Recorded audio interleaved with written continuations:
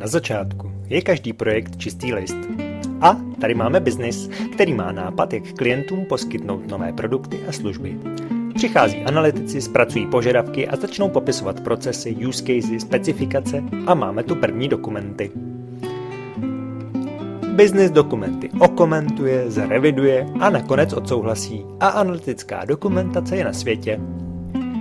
Analytické výstupy převezmou a nastudují designéři a architekti, rozpracují jednotlivé případy a navrhnou technické řešení a do nových dokumentů popíší svůj pohled na věc. Celou sbírku dokumentace převezmou vývojáři, prokouší se všemi dokumenty a podle svého nejlepšího vědomí a svědomí aplikaci naprogramují. Během vývoje se upraví a vytvoří pár dalších dokumentů. A když je aplikace hotová, můžeme ji představit biznisu. Ale co to? Trošku se nám v průběhu pochopení požadavků změnilo, občas někdo v řetězci něco jinak pochopil a sem tam se na něco zapomnělo. To je přece normální. Vytvoříme nové verze zadání, procesů, use caseů, modelů, designů a doufejme, že podle správných verzí dokumentace vyvineme novou verzi programu. A další gigabyte dokumentace je na světě. Ještě to není úplně tip-top. Jdeme na další kolečko. Bude dost energie, času a chuti aktualizovat celou dokumentaci? A nebo to může dopadnout i jinak? Opravdu chcete takto realizovat své projekty?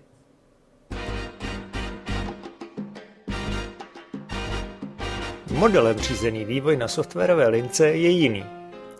Životní cyklus požadavku až k funkční aplikaci je zachycen v modelu, který postupně zpřesňujeme. Analytik zpracuje funkční požadavky a definuje případy užití.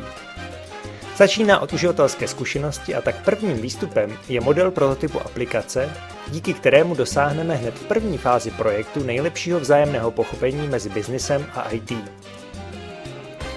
Případy užití rozpracují v detailu designéři a architekti. A po ukončení aplikačního designu je model kompletní. Vývojář má přesnou specifikaci toho, co má vyvinout, rozhraní jsou stanovená a kompletní integritu celého řešení hlídá repozitář modelů. Aplikace je hotová.